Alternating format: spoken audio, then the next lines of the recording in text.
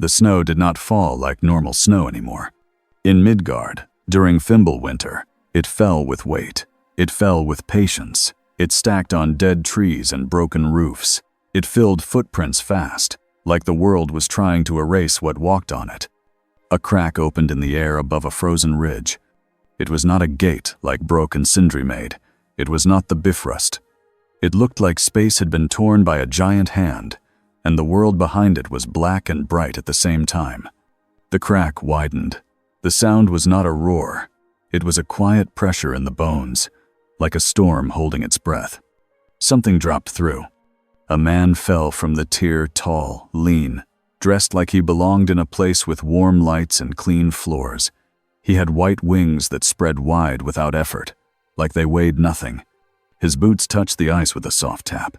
He did not slip. He did not stumble. He simply stood there, hands in his pockets, looking around like he had arrived late to a meeting. Lucifer Morningstar lifted his face into the cold wind. Snow landed on his eyelashes. It melted, then froze again. He blinked once. Slow. "Charming," he said, tone calm and dry.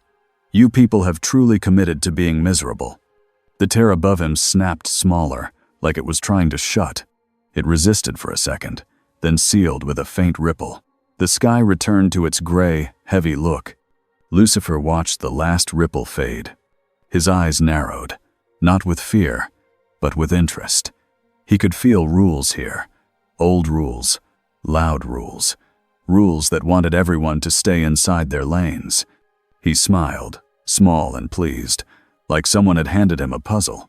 A scream cut through the wind. Down the ridge, a small group of Midgard survivors ran across the ice. Their furs were thin. Their faces were red with cold. Behind them came raiders, bigger men with iron weapons, hungry eyes, and no mercy left. One of the survivors slipped and fell hard. A raider raised an axe. Lucifer looked at the scene like he was watching a stage play he did not ask to attend. Then he sighed. He walked forward. Not fast, not urgent, just a man taking a few steps. The raider swung. Lucifer did not dodge. The axe stopped in midair, an inch from his coat, as if it had hit an invisible wall. The raider's eyes bulged. He pulled. His arms shook. The axe did not move. Lucifer leaned closer, inspecting the weapon with mild curiosity. "This is adorable," he said. He tapped the axe head with one finger. The iron shattered into glittering dust that blew away in the wind. The raider froze. His mouth opened. No words came out. Lucifer looked into the man's eyes. "What do you truly want?" Lucifer asked, gentle, almost kind. The raider's face twisted. His fear and anger fought each other. The raider choked. I want to be feared." Lucifer nodded like a teacher hearing a student finally say the answer out loud. "That explains everything," he said. Lucifer lifted his hand. Not a punch, not a spell with glowing circles, just a simple motion. The raider and the other attackers slid backward across the ice, as if the world had decided they were no longer allowed to be here. They skidded over the ridge and out of sight, screaming as they went. Lucifer turned to the survivors. They stared at him like he was a monster wearing a human face. One brave woman stepped forward, holding a broken spear like it could help. "Who are you?" she asked. Lucifer opened his mouth to answer. A heavy thump echoed across the ridge. Then another. Then the low growl of something large moving through snow and rock. Lucifer glanced toward the sound. His smile did not leave, but his eyes sharpened. From the white haze came a troll, tall as a house, dragging a stone club. Frost clung to its back. Its mouth hung open, drooling. The survivors shrank back. One started to cry. Lucifer looked at the troll like it was an interruption. The troll roared and swung its club down. Lucifer lifted 2 fingers. The club stopped mid-swing, trembling. The troll's arms shook like it was pushing against a mountain. Lucifer stepped closer, looking up at the thing's face. "You're very loud," he said, "and very sad." He pressed those 2 fingers against the club. The stone club crumbled like stale bread. The pieces fell to the ice with dull thuds. The troll blinked, confused. Its roar faded into a rough, uncertain sound. Lucifer leaned in, eyes bright with a cruel sort of curiosity. "What do you truly want?" he asked again, like this was his favorite question in the world. The troll's mind was simple, but even simple minds had wants. The troll's lips moved. Its voice came out like rocks rubbing together. "Warm," it said. Lucifer paused. Something about that answer landed differently. Not enough to soften him, not enough to make him gentle, but enough to make him quiet for a second. Lucifer snapped his fingers. A pocket of air warmed around the troll, small and controlled. Steam rose off its frozen skin. The creature shuddered, then slumped, no longer attacking, just breathing. The survivors stared harder now, not sure if this made things better or worse. Lucifer turned away from them and looked up at the sky again, where the tear had been. He felt something watching him. He did not look afraid. He looked amused. "Come on then," he said softly to the air. "If you dragged me here, show your face." A shape moved in the trees at the edge of the ridge. Two figures stood there, half hidden by snow and shadow. A tall man with ash-white skin, a thick beard, and eyes that had seen too much. A boy beside him, bow in hand, alert and tense. Between them, hanging from the tall man's belt, a severed head with horns and a living mouth. They watched Lucifer like hunters watching a new animal step into their forest. The boy spoke first, voice tight. "Who are you?" Atreus asked. Lucifer smiled at him like he already knew the answer would be interesting. Before Lucifer could reply, the tall man stepped forward. Kratos did not ask. Kratos lifted his axe. The Leviathan axe caught the thin light like a promise. Lucifer's eyes flicked to it. He recognized weapons the way kings recognize crowns. "Oh," Lucifer said, pleased. "Now this is a proper welcome." Kratos' voice came out low, rough, and final. "Stay away from my son." Lucifer held up one hand, palm out, calm. "And here I thought I'd landed in a world without manners," he said. His gaze stayed on Atreus. Not hungry, not cruel. Just focused, like he could see the boy's heart beating from across the ice. Lucifer's smile widened a little. "What do you truly want?" he asked Atreus. Atreus stiffened. His fingers tightened on the bowstring. Mimir's voice whispered fast from Kratos' side, nervous but curious. "Brother, I don't like this. I really don't like this." Lucifer tilted his head. He looked past them, into the distance, as if he could hear something in the realm itself. Then he spoke softly, like he was sharing a secret. "Someone here," Lucifer said, "is trying to look outside the cage." And in that moment, Kratos felt it. Not just danger, a different kind of trouble. The kind that did not care about muscles or steel. The kind that smiled.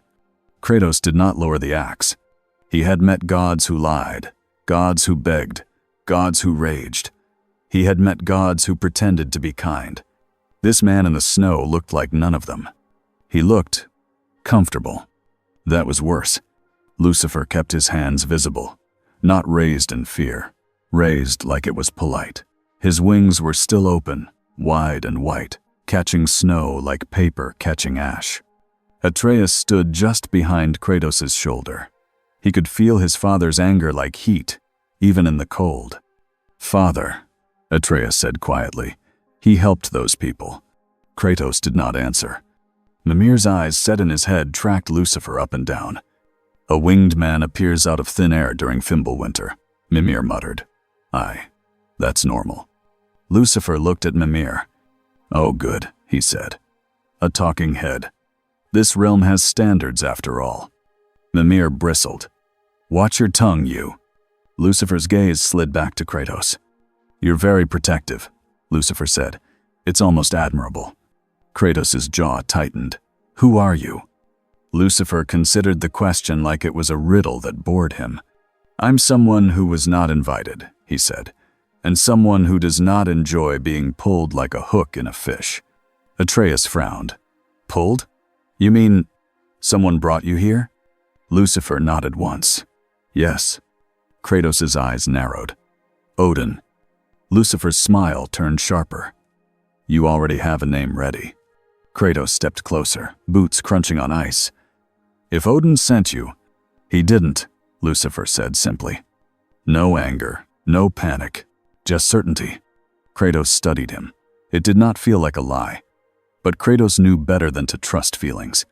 Atreus looked at the survivors still huddled behind them. The troll sat nearby, slumped and steaming, quiet now. Atreus made a choice. He stepped around Kratos, just enough to be seen. You asked me what I truly want, Atreus said, trying to sound brave. Why? Lucifer's eyes warmed, just a little, like he enjoyed the boy's courage. Because most people never say it out loud, Lucifer answered. They hide it under duty, or fear, or fate. And then they blame the world when their choices hurt them. Atreus blinked. Fate? Lucifer gave a small laugh. So the sickness is strong here. Kratos moved again, blocking Atreus without looking back. Enough. You come with us. Lucifer arched an eyebrow. Do I? Kratos' grip on the axe tightened. The air around them felt tense. Mimir spoke quickly, trying to keep the moment from snapping. Listen, winged fellow. We don't know what you are. We don't know what you want. But if you're not here to cause harm, you'll come with us and talk. Lucifer looked past them to the frozen trees, the broken land, the hungry sky. Then he sighed, like he had hoped for something more interesting. Fine, he said. Lead the way. Atreus stared. That's it? Lucifer winked at him. I can be cooperative. On occasion. Kratos did not relax, not even a little. They moved through the snow toward the cabin. The survivors kept at a distance behind, too afraid to come close. Lucifer walked like the cold could not touch him. He did not shiver. He did not breathe hard. His wings folded in as they went, neat and controlled. Atreus tried to keep up with questions. Are you an Aesir? Atreus asked. No. Vanir? No. A giant? Lucifer looked down at him. Do I look like a giant? Atreus hesitated. I mean, you have wings. Lucifer nodded as if that explained everything. Yes. Wings.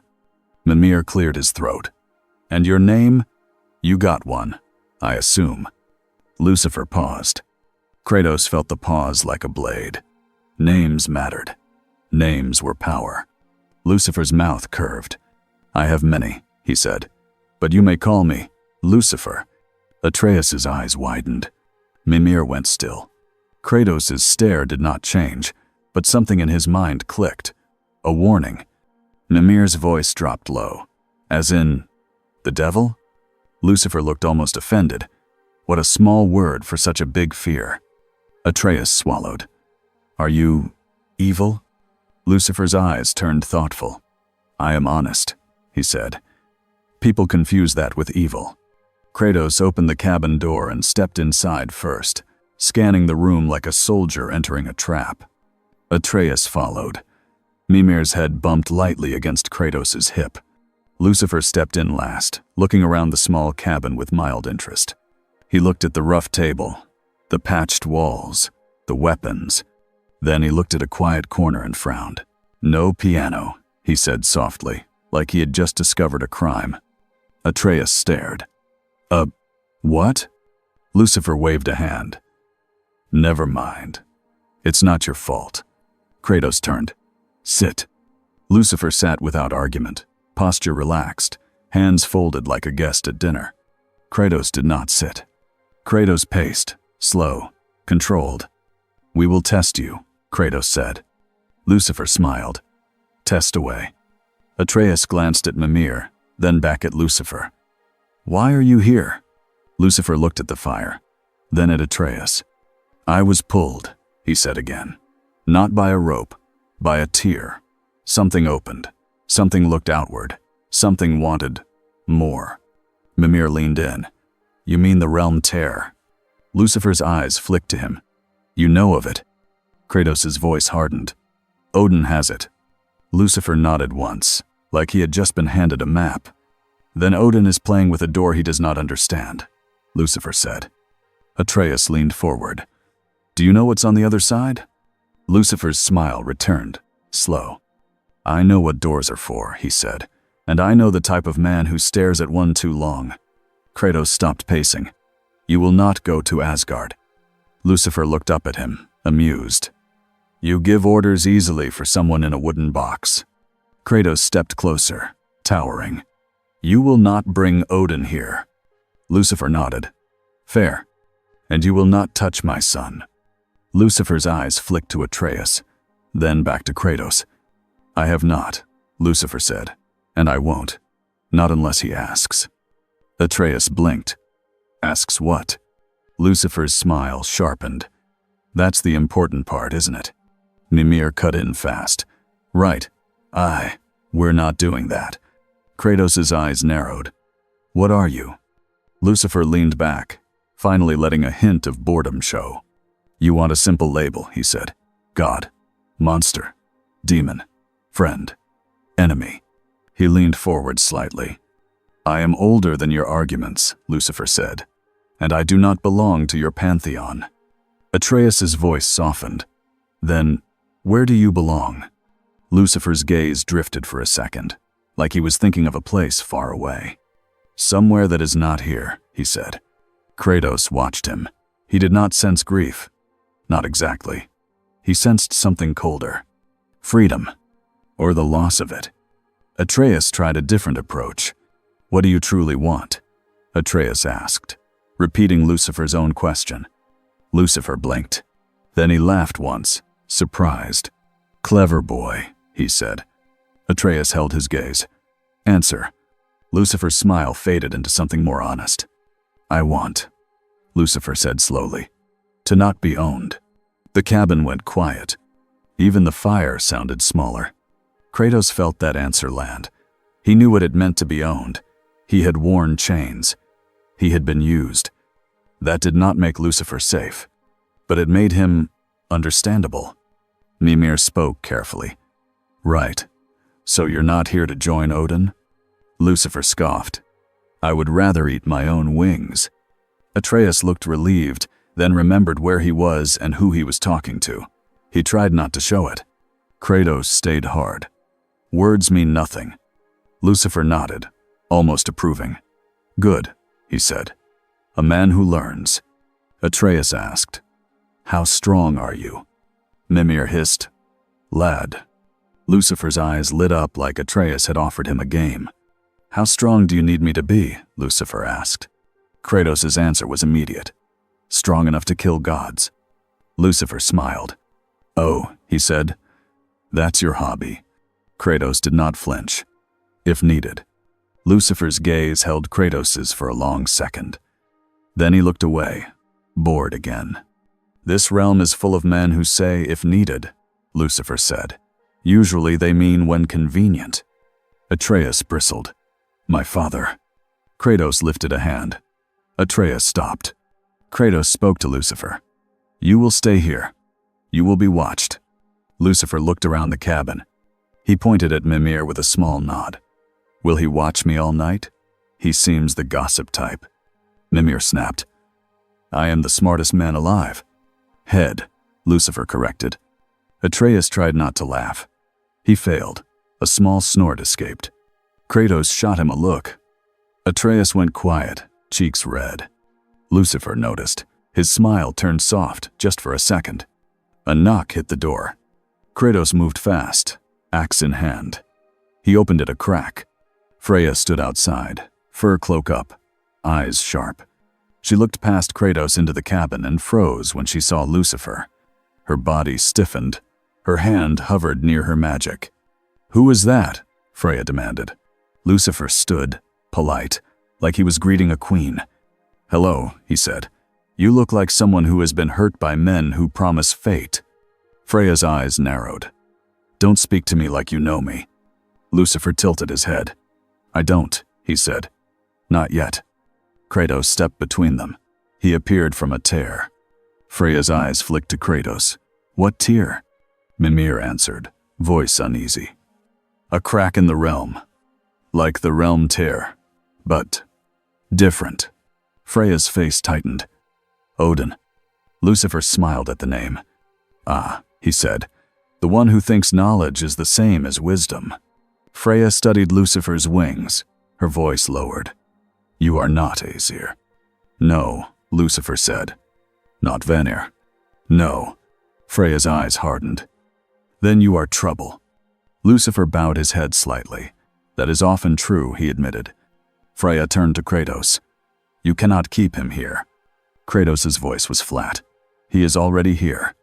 Freya took a slow breath. If Odin learns... A harsh croak sounded outside. A raven sat on a branch near the cabin, head tilted toward the window. Kratos' eyes narrowed. Freya's jaw clenched. Mimir swore under his breath. Odin's eyes. Atreus stared at the bird. His stomach dropped. Lucifer looked at the raven and smiled like he was seeing an old joke. He walked toward the window. The raven did not fly away. Lucifer leaned close, eyes bright. Tell him, Lucifer said softly, that doors swing both ways. The raven's feathers ruffled. Then it burst into black smoke and vanished. Kratos' voice came low, dangerous. What did you just do? Lucifer turned back, hands open. Nothing, he said. I spoke. Freya stared at him. Words are spells in this world. Lucifer's smile widened. Then you've built a very fragile world, he said. Kratos stepped closer, axe lifted slightly. Lucifer did not move. He did not flinch. He did not even blink. I am not your enemy, Lucifer said. But if you treat me like a prisoner, we will both learn how strong your chains really are. Atreus swallowed, feeling the weight of it. Kratos held the axe steady. Outside, the snow kept falling. And somewhere far away, in a realm of gold and stone, a one-eyed god felt something change in the air. Odin listened without interrupting. The hall in Asgard was warm, but Odin never looked comfortable. Comfort made men lazy. Odin did not allow himself to be lazy. A raven perched on his arm, feathers still dusted with snow. Its eyes were bright with stolen sight.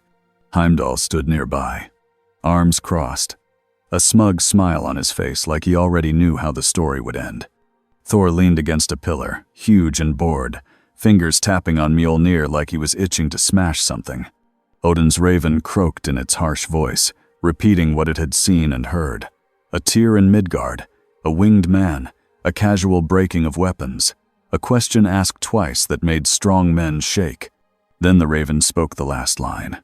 Tell him, it croaked, voice warped with magic, that doors swing both ways. Odin's lips lifted in a small smile. A man who knows doors, Odin murmured. Heimdall scoffed. Or a fool who thinks he can walk into our home. Odin's gaze stayed calm. No, Odin said. Not a fool. Thor's eyes narrowed. So what is he? Odin did not answer that. Not yet. Odin turned his head slightly. Heimdall, he said. Can you see him? Heimdall's smile flickered. Just a little. I can see many things, Heimdall said. But this feels like a hole in the air. Odin's smile deepened. Good, he said. An anomaly. Thor grunted. Can I hit it? Odin glanced at Thor. Not yet. Thor's hand tightened on Mjolnir. You always say not yet. Odin walked slowly toward the far side of the hall, where a heavy cloth covered something large. His fingers gripped the cloth. He pulled it away. Behind it was the realm tier. It pulsed softly, like a heartbeat behind a wall. Odin stared at it, eyes hungry. A door, Odin whispered. A door to answers. Heimdall's voice sharpened. That winged thing could ruin your plan. Odin laughed quietly. Or complete it. Thor's eyes lit with violent excitement. Let me go. Let me test him. Odin turned back to them, calm as ever. First, Odin said, we invite him. He lifted his hand, and a servant hurried forward with a small chest of gold and a sealed message. A gift, Odin said. A welcome. A lie dressed as kindness. Heimdall smirked. And if he refuses? Odin's smile turned colder. Then we stop asking, Odin said. Cut back to Midgard. Night pressed against the cabin walls. Kratos slept in short, hard pieces, like a wolf that never fully rests. Atreus lay awake, staring at the ceiling, listening to the wind and the fire. Lucifer sat in a chair as if time did not matter. He was not tied. He was not trapped. He looked like he was waiting for the world to entertain him. Mimir watched him from the table, eyes narrowed. "Tell me something," Mimir said. "If you're so powerful, why aren't you already gone?" Lucifer glanced at him. "Because I dislike unanswered questions." Mimir huffed. Curiosity. That's what gets everyone killed." Lucifer's smile returned. "Not everyone," he said. Atreus finally spoke into the dark. "Do you think Odin brought you here?" Lucifer did not look at him right away. Then he did. "I think Odin noticed a door," Lucifer said, "and I think someone opened it. Those are not always the same person." Kratos' voice came from the shadows, low. "You said someone is trying to look outside the cage." Lucifer nodded. "Yes." Kratos sat up, eyes hard. "Explain." Lucifer sighed like he was being asked to do work. "This realm has rules," Lucifer said. "Heavy ones, old ones. They want everything to follow a track. That track is called fate." Atreus whispered, "The Norns." Lucifer's eyes sharpened with interest. "Ah," he said, "you know the names of the jailers." Mimir snapped, "Watch it." Lucifer leaned forward slightly. "Tell me," he said, voice soft. "When your Norns speak, do people obey because they must, or because they choose to believe?" Atreus did not answer. Kratos did. "They believe," Kratos said, "and they fear." Lucifer smiled. "Then the cage is not made of metal," he said. "It is made of surrender." A knock hit the door again, harder this time. Kratos stood fast, axe in hand. He opened it. A small messenger, a terrified Midgard man, stood shaking, holding a sealed message and a chest that looked far too heavy for him. It's from Asgard," the man stammered. "From the Allfather." Kratos' face turned to stone. Atreus' stomach tightened. Lucifer's eyes gleamed like he had been waiting for this moment. Kratos took the message without thanks. He slammed the door. He set the chest on the table, but he did not open it. Atreus stared at the seal. "Odin knows." Mimir groaned. "Of course he knows." Kratos broke the seal and read. His eyes moved across the words, slow and careful. His face did not change. Then he crushed the paper in his fist. "He invites you," Kratos said to Lucifer, "to Asgard." Lucifer leaned back, smiling. "How sweet." Atreus blurted, "Don't go." Lucifer looked at him. "Why not?" Atreus' voice shook, but he pushed through it. "Because Odin doesn't invite people. He uses them." Lucifer's smile softened, just a little. "Yes," he said. "He does." Kratos' voice was hard. "You will not go." Lucifer's eyes met his. "Are you ordering me again?" Lucifer asked. Kratos stepped closer. "If you go, you lead them to us." Lucifer tilted his head. "You assume I would lead them," he said. "Perhaps they will follow whether I go or not." Mimir cut in. "He's right, brother. If Odin's noticed him, Odin won't stop." Lucifer stood. He walked to the table and opened the chest without asking. Gold shone inside, enough to feed villages, enough to buy loyalty, enough to start wars. Lucifer picked up one coin and turned it between his fingers. "At least he's consistent," Lucifer said. "He thinks everything has a price." Atreus frowned. "Doesn't it?" Lucifer looked at the boy. "No," he said simply. "Some things have a cost." Kratos reached out and slammed the chest shut. "We do not take gifts from Odin," Kratos said. Lucifer shrugged. "Then throw it into the sea," he said. "Or melt it into nails. It won't change what comes next." Outside, thunder rolled across the sky. In Midgard, thunder was never just weather anymore. Kratos' eyes narrowed. "Thor." Mimir's voice went tight. "Aye. And if Thor's coming..." Atreus finished quiet. "Heimdall." Lucifer smiled like a man hearing the opening notes of a song. "Good," Lucifer said. "Let's see how your gods behave when they meet something they can't bully." Kratos' grip tightened on the axe. Atreus lifted his bow. The cabin door burst inward with a crash. Wind and snow flooded the room. A huge figure stepped into the doorway like a wall of muscle and anger. Thor. His red beard was rimmed with ice. His eyes were hard. Lightning crawled around him like it was alive. Behind him, standing just outside the doorframe with a lazy lean and a cruel grin, was Heimdall. He looked like the kind of man who enjoyed watching people break. "Well," Heimdall said, voice smooth, "this is cozy." Thor's eyes locked on Lucifer's wings. "So you're the freak," Thor rumbled. Lucifer stood still, not tense, not afraid. He looked Thor up and down like a man judging a loud dog. "I've seen better storms," Lucifer said. Thor's mouth twisted. "You think you're funny." Lucifer nodded. "I do," he said. Kratos stepped forward. "Leave." Thor laughed once. "No." Heimdall's eyes flicked to Atreus, then to Kratos, then to Lucifer. He read the room like it was a book he had already finished. "The All-Father invites you," Heimdall said to Lucifer. "You'll come, one way or another." Lucifer's smile stayed calm.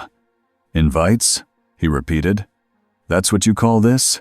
Thor lifted Mjolnir. Lightning flared. Atreus raised his bow, but Kratos held an arm out, stopping him. Kratos' eyes did not leave Thor. "Not inside," Kratos growled. "You want to fight. You fight me outside." Thor stepped fully into the cabin, forcing it with his size. He swung Mjolnir at Kratos. Kratos met it with the Leviathan axe. The clash sent a shock through the walls. The cabin groaned. Snow fell from the ceiling. Atreus stumbled back. Mimir shouted, "Outside! You'll bring the roof down." Lucifer watched like he was watching people argue in a market. Then Heimdall moved. He was fast, too fast for normal eyes. He reached for Atreus with a grin. Kratos' head snapped toward him. But Heimdall's hand was already inches from the boy. Lucifer's voice cut through the chaos, calm as a knife. "Don't," Lucifer said. Heimdall froze mid-step. Not because he chose to, because his body stopped responding. His eyes widened for the first time. Lucifer hadn't grabbed him, hadn't struck him. He had simply decided. Heimdall's lips parted. "What?" Lucifer walked toward him. Slow, casual. Thor roared and tried to step past Kratos, but Kratos slammed into him, driving him back out the doorway. They burst into the snow, fighting, boots carving trenches in ice. Inside, Lucifer stopped in front of Heimdall and looked into his eyes. Heimdall's face tried to stay smug, but fear leaked through the cracks. Lucifer's tone was polite. "You enjoy being right," he said. Heimdall's jaw clenched. "I am right." Lucifer smiled. "No," he said. "You believe you are." He leaned in slightly. "What do you truly want?" Lucifer asked. Heimdall's eyes flared with anger. "I want you on your knees." Lucifer nodded. "There it is," he said. Lucifer lifted a finger and tapped Heimdall's forehead. The world did not explode. No bright beams, no loud spell. But Heimdall's pupils shrank. For one terrible second, Heimdall's foresight stuttered. He saw nothing. No next step. No easy path. No certainty. Just blank. Heimdall stumbled back like he had been punched. Outside, Thor and Kratos tore into each other across the snow. Thor's lightning blasted the ground, turning snow into steam. Kratos slid, boots digging in, axe swinging with brutal control. Thor grinned, wild. "You brought me a new toy." Kratos snarled and drove the axe into Thor's side. Ice magic bit into flesh. Thor roared and slammed Mjolnir into the ground. Lightning jumped outward in a ring, knocking trees flat. Atreus ran out into the storm, trying to get a clear shot without getting between them. Lucifer stepped out of the broken doorway, calm in the chaos. He watched Thor swing at Kratos with strength that could break mountains. He watched Kratos endure it, refusing to fall. Lucifer looked up at the sky. "Such effort," he said softly, "for such a small goal." Thor noticed Lucifer then. Thor's grin widened. He threw a bolt of lightning at Lucifer like it was a joke. The lightning hit Lucifer's chest. It vanished. Not blocked, not absorbed with strain. It simply stopped existing. Thor blinked. Kratos' eyes flicked to Lucifer. and for a heartbeat even Kratos looked startled. Lucifer looked down at his coat, as if checking for a stain. He looked back at Thor. "Are we done?" Lucifer asked. Thor roared in anger and charged, swinging Mjolnir with full force. Lucifer did not move. Mjolnir hit something invisible inches from Lucifer's face. The hammer shook like it had struck an unbreakable wall. Thor's arms trembled, his muscles bulged. He pushed harder. The wall did not give. Thor's eyes widened, then filled with rage. He pushed again, screaming. Lucifer sighed. He turned his head slightly to Kratos, like two men watching someone act foolish. "He's trying very hard," Lucifer said. Then Lucifer raised his hand and gently placed 2 fingers on Mjolnir. The hammer stopped shaking. Thor's body went still. His arms locked in place like they were held by the world itself. Thor tried to pull back. He could not. Lucifer looked up at Thor's face, calm as ever. "You can't bully a door open," Lucifer said. "Especially not one that isn't yours." Thor spat. "I'll kill you." Lucifer smiled. "No," he said. "You'll try." Lucifer flicked his wrist. Thor and Mjolnir slid backward across the snow, fast, like the ground had turned into a river.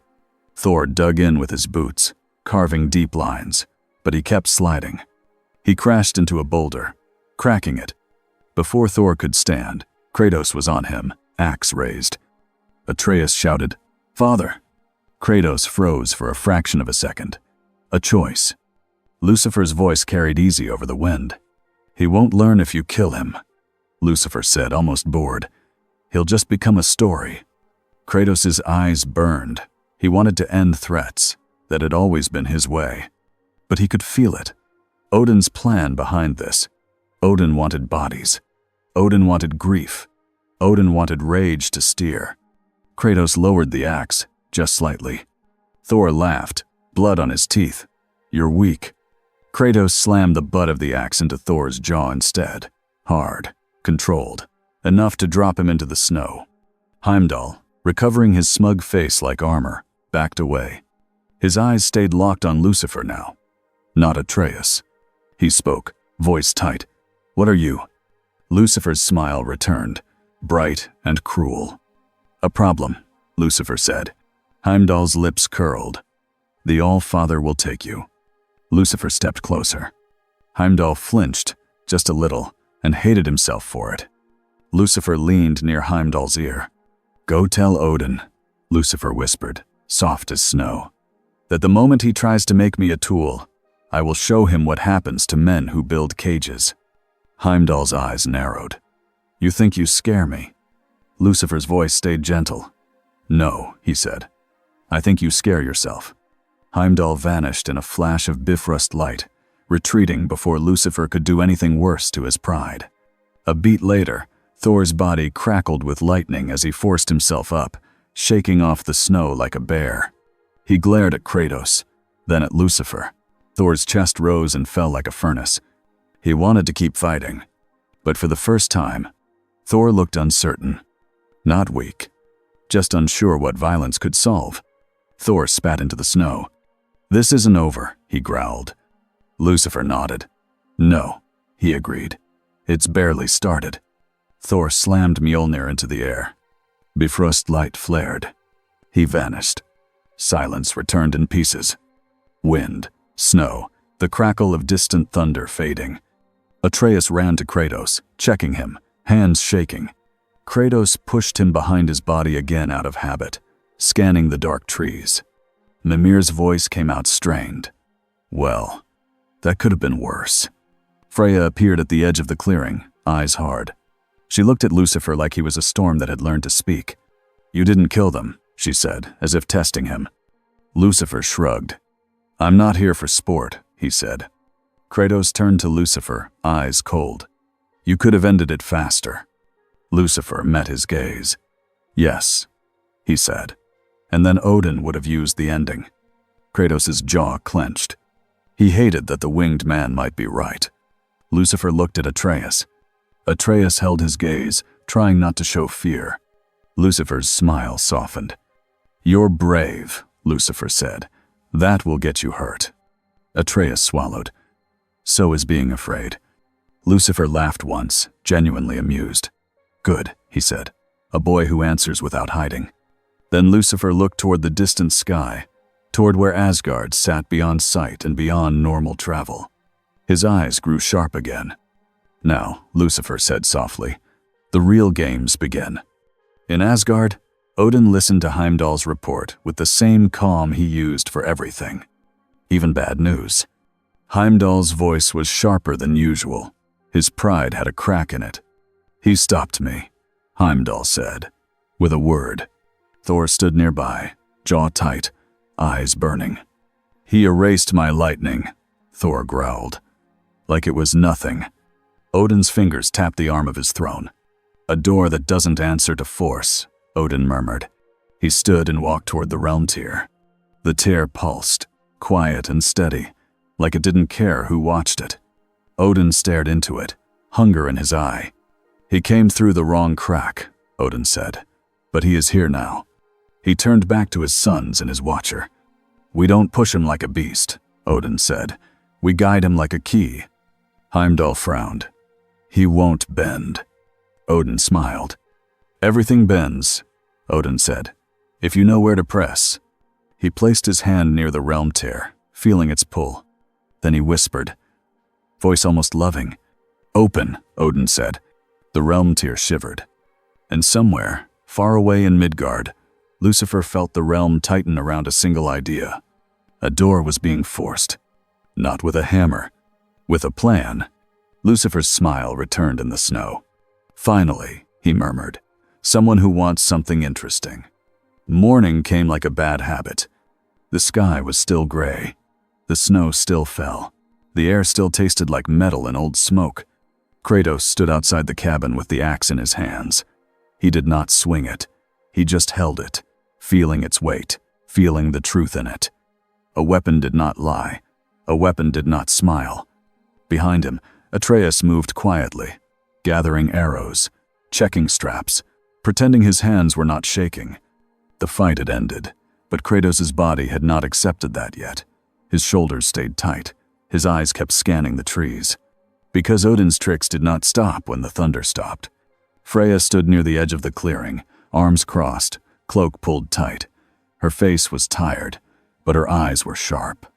She looked past Kratos, to the cabin door. Is he still inside? She asked. Kratos did not look at her. Yes. Freya's jaw clenched. Then you've invited something into your home you do not understand. We did not invite him, Kratos said. Freya gave a humorless laugh. That never matters, she said. Not to gods. Atreus stepped closer. He didn't hurt anyone, he said. He stopped Heimdall from grabbing me. Freya's gaze snapped to Atreus. And what did he take in return? She asked. Atreus frowned. Nothing. Freya turned her eyes back to Kratos. Nothing you can see, she corrected. Kratos held the axe tighter. He hated that he could not argue. Inside the cabin, Lucifer sat at the table like he had always lived there. He had moved nothing. He had claimed nothing. But the room felt different with him in it, like the air had new rules. Mimir's head rested on the table, eyes narrowed. He had not slept. It was hard to sleep with a stranger like that nearby. Lucifer glanced up when Kratos entered. Good morning, Lucifer said lightly, like the world wasn't dying outside. Kratos ignored the greeting. Odin is opening the tier, he said. Lucifer's smile stayed. Yes, he replied. He's impatient. Atreus walked in behind Kratos. You can feel it? He asked. Lucifer nodded. The realm is loud, he said. It creaks when you push on its bones. Mimir muttered. Well, I don't like the sound of that. Lucifer looked at Mimir with mild curiosity. You don't like much, he said. It's a strong personality choice. Mimir bristled. Listen here, you winged. Atreus cut in fast. Why does he want the tear so badly? He asked. Lucifer leaned back, fingers tapping the table once. Slow. Because he thinks answers will save him, Lucifer said. Or control will. Kratos' voice was low. He wants to stop Ragnarok. Lucifer's eyes flicked to him. Do you believe him? He asked. Kratos did not answer. Atreus did. No, Atreus said quietly. Lucifer smiled at the boy. Good, he said. Honesty is rare here. I can see why you annoy everyone. Atreus blinked. What? Lucifer waved it off. Nothing, he said. Just an observation. Freya stepped into the cabin then, bringing the cold with her. Her gaze locked onto Lucifer's wings again, like she expected them to bite. You, Freya said. You should leave Midgard. Lucifer's eyebrows rose. Should I? He asked. And go where? Your neighbor's garden? Freya's fingers twitched near her magic. You think you're amusing, she said. Lucifer tilted his head. I am, he replied. But you're not here to laugh. Freya stepped closer. Odin will come, she said. He will come with more than thunder. He will come with traps you can't punch. Lucifer's smile thinned. You assume I punch, he said. Freya stared at him. What are you? She demanded. Lucifer looked at her for a long moment. Then he spoke in a calm voice. What do you truly want? He asked. Freya's face tightened like a door being forced open. I want my son back, she said, and the words came out sharp like pain. The cabin went quiet. Atreus lowered his eyes. Mimir swallowed. Kratos felt a hard twist in his chest. Lucifer nodded once. There, he said softly.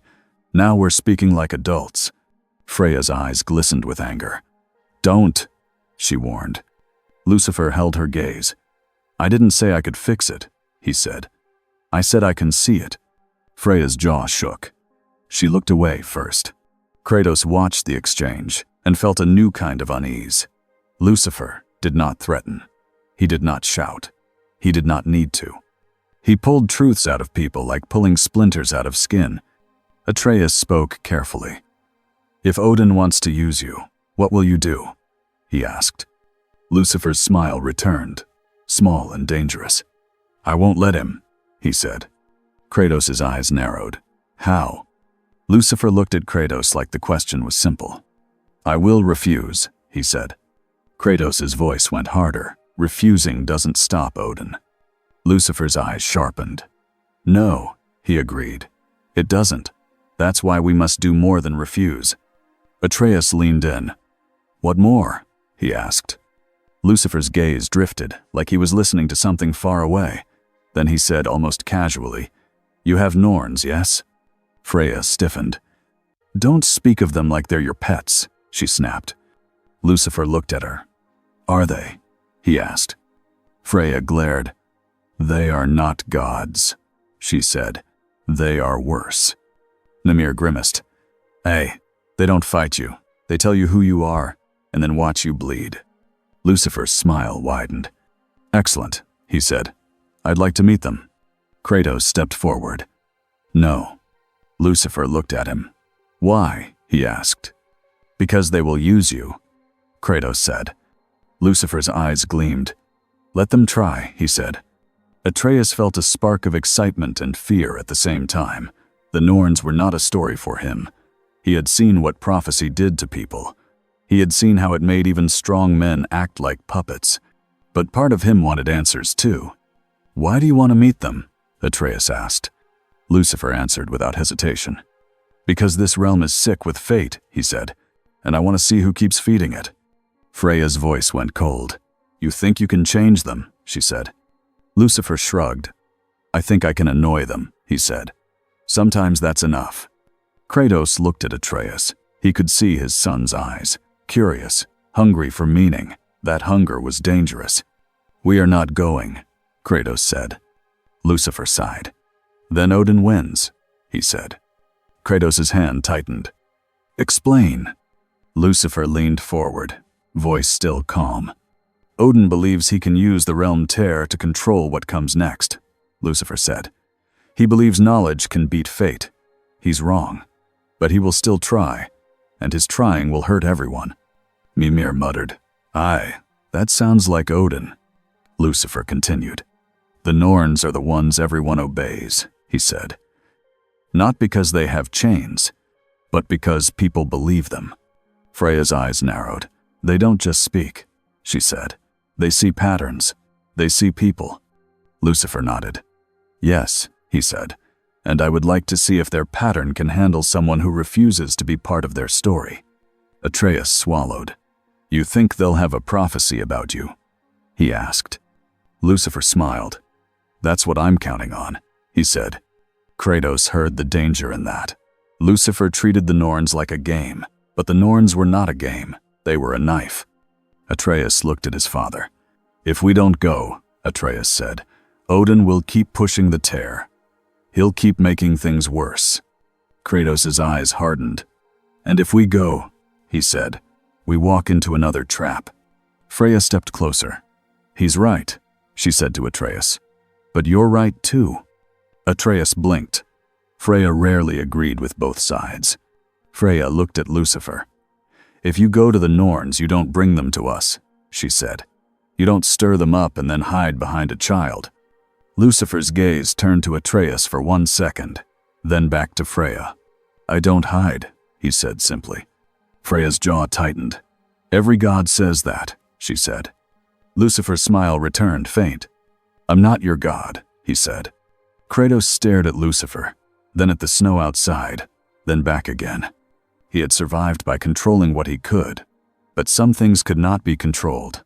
Odin, prophecy, the way the world kept trying to force Atreus into a role. And now, Lucifer, a new piece on the board.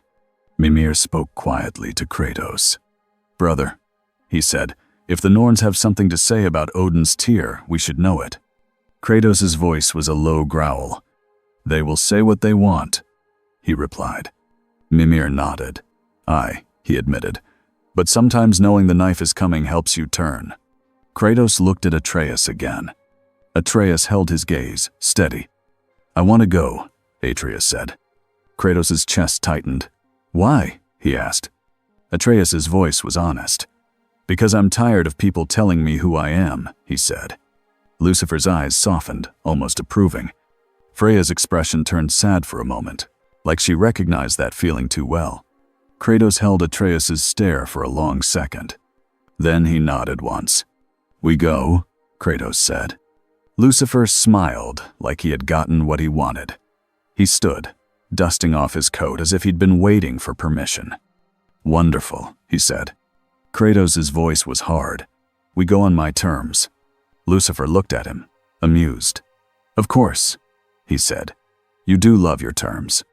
Kratos grabbed Mimir and clipped him to his belt. Freya turned away, already preparing, already regretting something she could not name.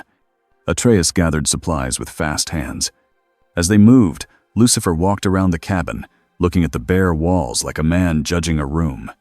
Atreus watched him and finally asked, Why do you keep talking about a piano? Lucifer blinked. Then he looked almost offended. Because silence is depressing, he said, and because music is one of the few honest things left. Mimir snorted. You saying that with a straight face is rich. Lucifer smiled at him. I can't help it, he said. I'm very handsome. Atreus let out a small laugh. Kratos shot him a look. Atreus stopped. Lucifer watched that exchange and looked mildly pleased, like he enjoyed watching a father try to control a storm with a stern stare. They left the cabin before noon. The path to the Well of Erd was not a straight line. It was a set of hard choices across hard land. And as they walked, the realm itself felt tighter, like something was listening. Odin did not sleep either. He stood in front of the realm tier in his private chamber, alone with the pulsing crack in reality. To most eyes, it was just a strange wound in the air. To Odin, it was a promise. He had spent lifetimes collecting promises. Heimdall stood at the doorway, arms crossed, face tight. You're not worried, Heimdall said. Odin didn't look away from the tier. Worried is a waste, he replied. Thor sat on a bench, cleaning blood off his knuckles like it annoyed him more than pain ever could. I want to go back, Thor said. I want to hit him again. Odin finally looked at Thor. You hit, he said. He didn't care. Thor's jaw clenched. Nobody does that, he growled.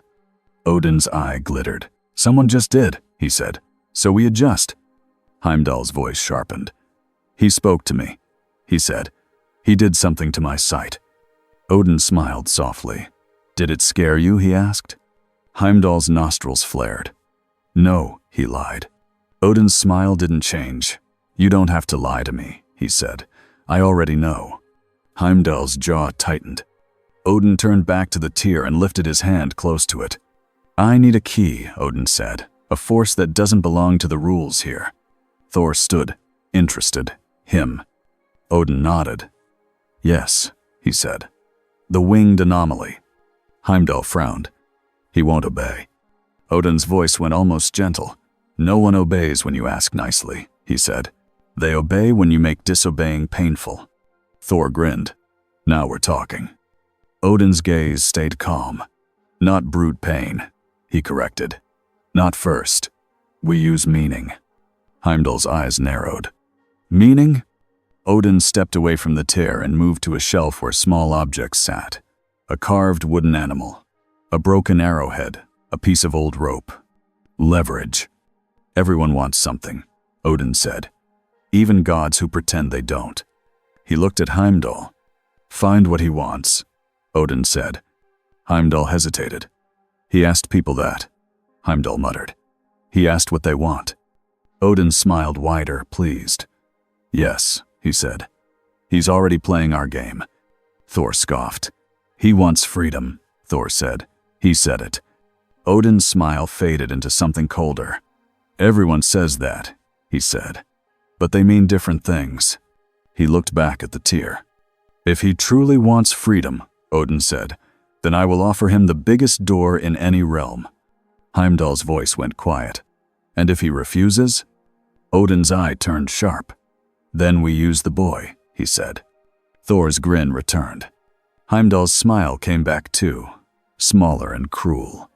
Odin lifted his hand again, and the tier pulsed, responding. He whispered, Open. The tier trembled. A thread of light flickered inside it, like a line being drawn. Odin watched it and breathed slowly. He did not need the tier to open today. He just needed it to open enough to scare the realms, and to pull attention, because fear made people predictable. And Odin loved predictable. The path grew steeper as they moved deeper into the wild. Kratos led without speaking much. His boots crushed snow. His eyes tracked every movement, every shadow. Freya moved like a predator, quiet, tense, like she was ready to bolt at any moment. Atreus stayed close, but his mind wandered ahead. The Norns, the words, the truth. Lucifer walked beside them like he was on a stroll, wings tucked in, hands behind his back. Every so often he looked up at the sky as if measuring the realm. Mimir muttered, I don't like this. I don't like any of this. Lucifer glanced at him. You say that a lot, he said. Have you tried liking things? It's refreshing. Mimir groaned. You're insufferable. Lucifer smiled. Thank you, he said. Atreus couldn't help it. He laughed, small and quick, then tried to hide it when Kratos glanced back. Lucifer's eyes sparkled like he enjoyed that. A few hours later, they reached a narrow passage between stone cliffs. The air felt different there. Not colder, not warmer. Just watched. Freya stopped first. Her face tightened. They know we're coming, she said. Atreus's voice was soft. The Norns? Freya nodded. They always know. Lucifer looked pleased. Good, he said. I hate being ignored. Kratos stepped forward, axe ready. The passage opened into a wide place filled with twisted roots and dark water. The ground was damp and uneven. The trees here looked older than memory. In the center, the water pooled around a tangle of roots like veins. The air smelled like wet stone and old things. Atreus felt his skin prickle. Mimir's voice went low. The well of Erd, he whispered. Lucifer stepped closer to the water and looked down. His reflection stared back at him with bright eyes and a calm smile. He leaned in slightly, as if speaking to his own image. Hello, Lucifer said. I'm here to meet the storytellers. The water rippled. 3 voices spoke at once, overlapping, sharp, amused. Oh, he has manners. Oh, he has wings. Oh, he has arrogance. Atreus spun toward the sound. 3 women stood among the roots, as if they had always been there. Their faces were ordinary and terrifying at the same time. Their eyes held too much. They did not look like warriors. They looked like people who enjoyed watching warriors fail. Freya's shoulders tightened. "Norns," she said. The Norns smiled. One leaned forward slightly. "Freya," she said, voice sweet like poison. "Still pretending you're in control?" Freya's jaw clenched. "Enough," she snapped. Another Norn looked at Kratos. Her smile widened. "Kratos," she said, "still pretending you're not what you are." Kratos' grip tightened. The third Norn finally looked at Lucifer. Her eyes moved over his wings, over his face, over the calm in him. Then she smiled like she had found a new toy. "And you," she said, "a stranger with a name that tastes like fear." Lucifer bowed his head slightly. "Lucifer," he said, "a pleasure." The Norns laughed, all 3, like crows. "You're not from here," one said. "You don't belong in any story we know," another said. "And yet you walked right into ours," the third finished. Lucifer spread his hands. "I was dragged," he said. "I'm simply being polite about it." A Norn stepped closer, eyes gleaming. "You ask people what they want," she said. "Why?" Lucifer's smile stayed calm. "Because it's the only honest question," he answered. The Norns circled slowly like sharks, but they didn't move their feet. The roots seemed to shift for them, making space. One Norn pointed at Atreus. "He wants answers," she said. Atreus flinched. "Aye." Another Norn pointed at Freya. "She wants what she can't have," she said. Freya's eyes flashed with pain and fury. The third Norn pointed at Kratos. "He wants peace," she said, "but he doesn't believe he deserves it." Kratos' face stayed hard, but Atreus felt the truth of it hit his father like a fist.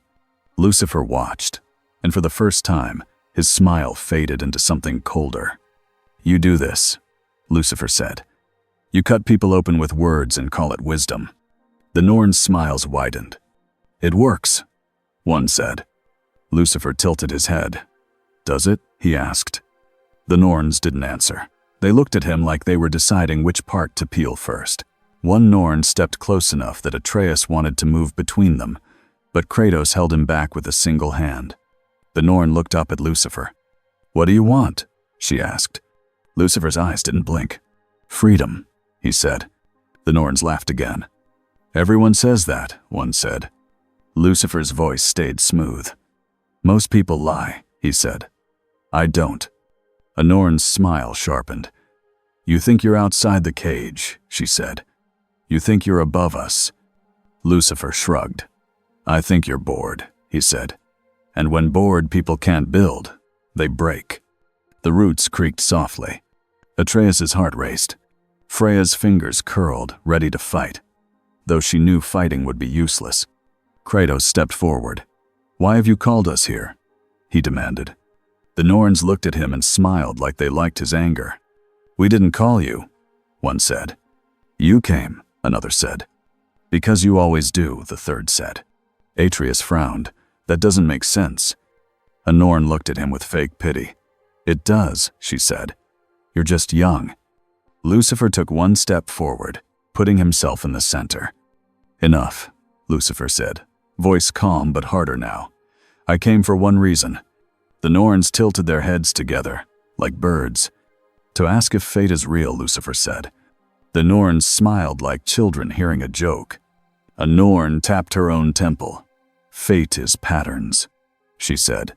"Cause and effect." Lucifer nodded. "And who decides the pattern?" he asked.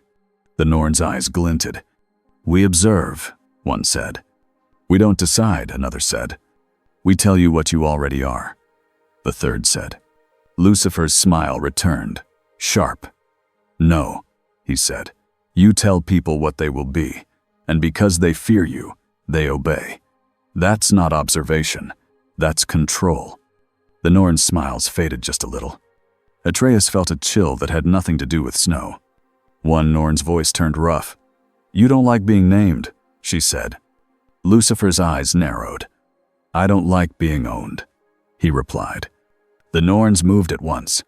Not with fists, not with weapons. With the world, the roots rose like snakes. The air thickened.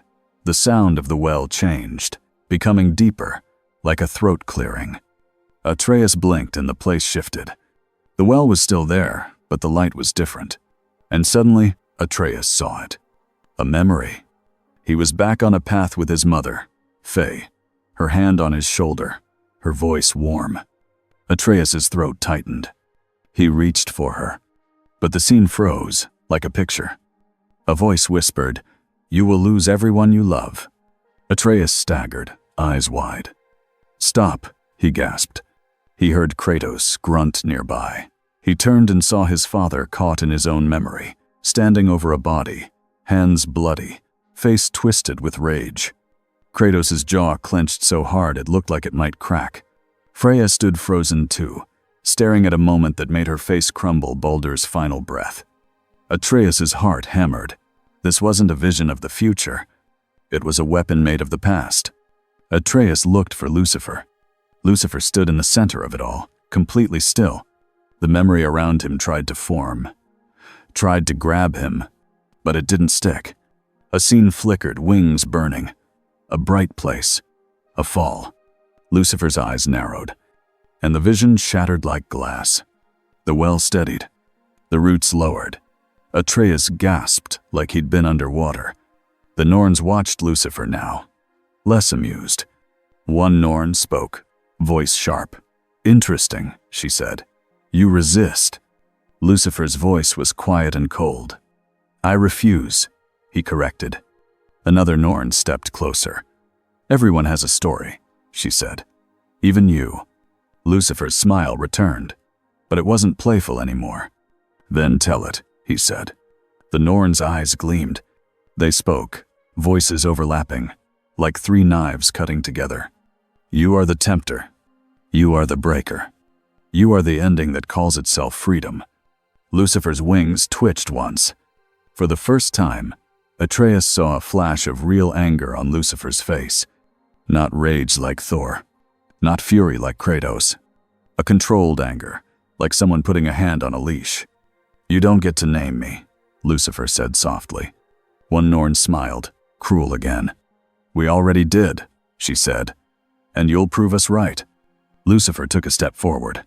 The air around him felt heavy, like the realm itself leaned away. Lucifer looked into the Norn's eyes, one by one.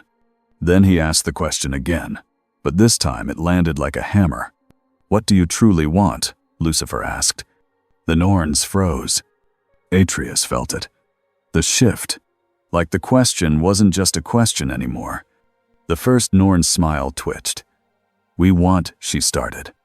Lucifer's gaze held her. The words caught in her throat. The second, Norn's eyes narrowed. "We want balance," she lied. Lucifer tilted his head. "No," he said calmly. The third Norn's face tightened. For a heartbeat, her cruelty slipped, and something else showed. "Control," she whispered. The other two Norns snapped their heads toward her, angry. Atreus stared. Even the Norns had cracks. Lucifer's smile returned, satisfied. "There," he said. "That's the truth. You don't just observe. You enjoy making sure the story stays the same." The roots creaked again, louder. The well darkened. The Norns' faces hardened. One Norn's voice turned harsh. "You think truth makes you strong," she said. Lucifer shrugged. "It makes me free," he replied. Another Norn leaned forward, eyes cold. "Freedom is a story too," she said. "And stories end." Lucifer's eyes sharpened. "Not unless I let them," he said. The Norns laughed again, but it sounded less sure. Then one of them spoke a line that made Atreus' stomach drop. "Even devils follow stories," she said. The other two finished it, smiling like they were pleased with the cut. "We just decide where the story ends." Atreus looked at Kratos, fear rising. Kratos stared at the Norns, ready to fight anyway, even if fighting was pointless. Lucifer stood very still. He did not look scared, but he looked interested again, like he had found the real opponent. A low rumble shook the ground. Not from thunder. From the realms, the well shivered. Freya's eyes widened. "No," she whispered. "Not now." Mimir's voice went tight. "Brother," he said. That felt like the tear. Lucifer lifted his gaze to the sky beyond the roots. His smile returned, slow. "Odin," Lucifer said softly. "Of course." The Norns smiled like they'd been waiting for this too. And the realm answered with another rumble, deeper this time, like a door being forced somewhere far away. The air in Midgard snapped like a whip. In the distance, the sky over the old path to the lake brightened with a thin, sickly light. A crack formed where no crack should be. Not the tear Odin held in Asgard. A second wound, a ripple of the first wound's pressure bleeding into the world. Atreus felt it in his chest, like the realm was choking. Kratos turned toward the exit of the well's place. "We leave," he said. Freya's voice was sharp. "If Odin is widening the tear, it will pull on everything," she said. "It will pull on realms, on magic, on—" Lucifer finished the thought. "Calm. On me," he said. The Norns watched Lucifer with bright eyes. One of them smiled. "Run," she said. "It won't help." Lucifer looked at her. "I'm not running," he said. Kratos didn't waste words. He grabbed Atreus by the shoulder and moved. Freya followed, jaw tight. Lucifer walked after them, unhurried, like he was already deciding what he would do next. Mimir's voice was urgent. "If Odin opens the tear wider, something might spill out," he said. "Something he can't put back." Atreus ran, breath burning in his throat. "Then we stop him," he shouted. Kratos' voice was hard. "We can't reach Asgard fast enough," he replied. Lucifer's calm voice cut through their panic. "We don't need to reach him," Lucifer said. "We need to stop the door from obeying." Atreus glanced at him while running. "How?" he gasped. Lucifer's eyes were bright. "By showing it there are other rules," he said. They burst out of the well's place into open snow. The wind hit like a wall. In the far distance, the sky glowed again, thin light, wrong light. And beneath that light, shapes moved. Not Aesir, not Drauga. Something else. Something that looked like it was half shadow and half bone, crawling out of a crack in reality like a hand pulling itself from a grave. Atreus' stomach turned. Freya's voice went low. "That's not from our realms," she said. Lucifer smiled slightly. "No," he agreed. "That's from the other side of curiosity." The crack widened. More shapes pulled through. Some were small and quick, like starving animals made of smoke. Some were larger, dragging themselves across the ice, leaving black lines behind them. Kratos stepped forward, axe ready. "Stay behind me," he ordered Atreus. Atreus lifted his bow anyway. "I can help," he said. Lucifer walked past them both, like he didn't care about the idea of front line. Kratos' head snapped. "Don't—" Lucifer didn't stop. He approached the crack. The air around it shook, like the world was trying to peel itself open. From inside the crack, a sound came whispering, layered, like many voices talking at once. It wasn't language Atreus understood, but he understood the feeling. Hunger. Not for food, for knowing, for seeing, for taking. The shadow creatures crawled toward Lucifer like insects toward heat. Kratos lunged, axe swinging, splitting one in half. The halves turned to smoke, then reformed. Kratos swore, irritated. Atreus fired arrows, some normal, some with magic. The magic ones burned brighter and made the creatures shriek. That slowed them, but didn't end them. Freya's hands lifted, vines and sharp roots snapping from the ground, pinning several creatures in place. But the crack kept producing more. Mimir's voice was frantic. "We can't kill the door, brother. We need to shut it." Lucifer stood inches from the crack. He held one hand out, palm toward it, like he was feeling its breath. The whispering grew louder. Atreus saw Lucifer's wings shift slightly, reacting like they could feel pressure. Lucifer spoke softly, not to his team but to the crack. "Who's pushing?" Lucifer asked. The crack's whispering changed. The air vibrated. A presence pressed against the opening. Not a body. A mind. Atreus suddenly felt very small, like a mouse hearing a cat move in the wall.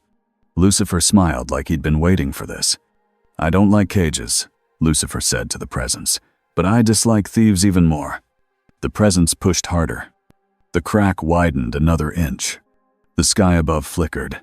Kratos' breath came heavy. He was killing and chopping and smashing, but the problem wasn't the creatures.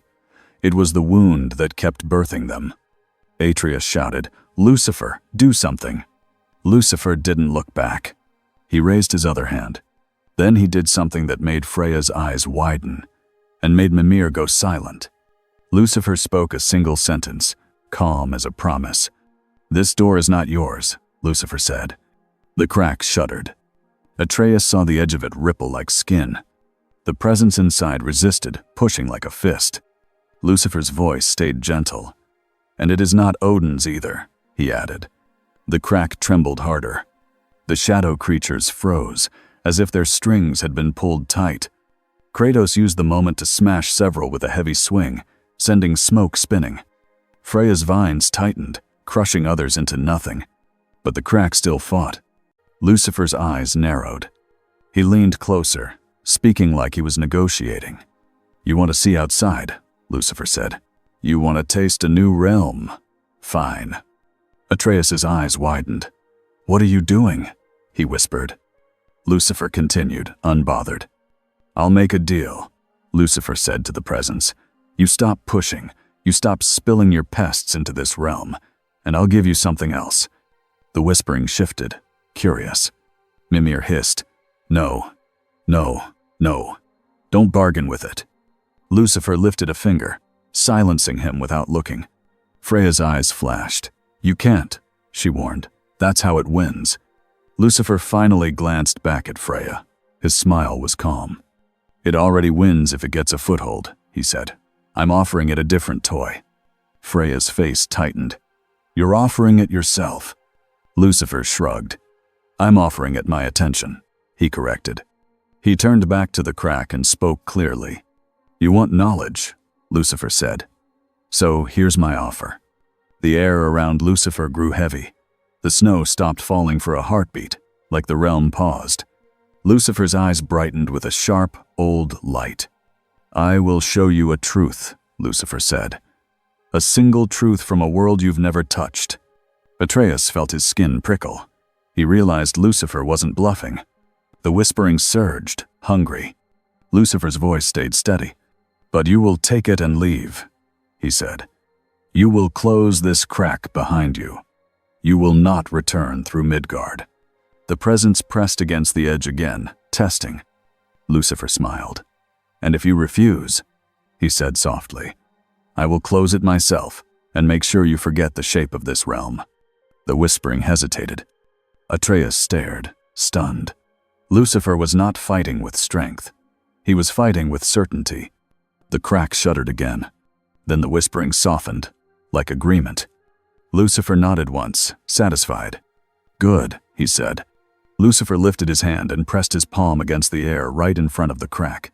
For a second, Atreus saw something behind Lucifer's eyes, an endless night sky full of stars, and a sense of doors opening and closing across worlds. Lucifer spoke one word. It wasn't loud, but it hit the air like a lock clicking shut. The crack tightened. The shadow creatures screamed, sound thin and sharp, then collapsed into smoke and vanished.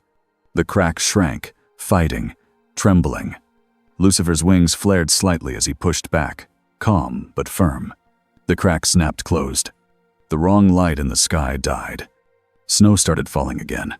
Kratos stood still, breath heavy, axe dripping with black smoke that evaporated off the blade. Atreus lowered his bow, chest tight. Freya stared at Lucifer like she didn't know whether to thank him or curse him. Mimir's voice finally returned, strained. "What truth did you show it?" he asked. Lucifer's smile was small. "A taste," Lucifer said. "Not enough to feed it, enough to distract it." Atreus swallowed. "And it won't come back?" he asked. Lucifer looked at him. It will try, he said honestly. Things like that always try. Freya stepped closer, voice low. You just made yourself visible to it, she said. Lucifer nodded. Yes, he said, and now it knows someone can say no. Kratos' eyes stayed hard. Odin did this, he said. Lucifer looked toward the horizon, where Asgard sat beyond sight. Yes, Lucifer agreed. He pushed too hard and cracked the floorboards. Atreus' voice trembled. So what now? He asked. Lucifer's eyes were bright. Now, Lucifer said, Odin will pretend this was an accident. Freya's face tightened. And he'll do it again, she said. Lucifer smiled. Of course, he said, but next time he'll try to aim it. Kratos stared at Lucifer. You stopped the crack, he said, but you didn't stop Odin.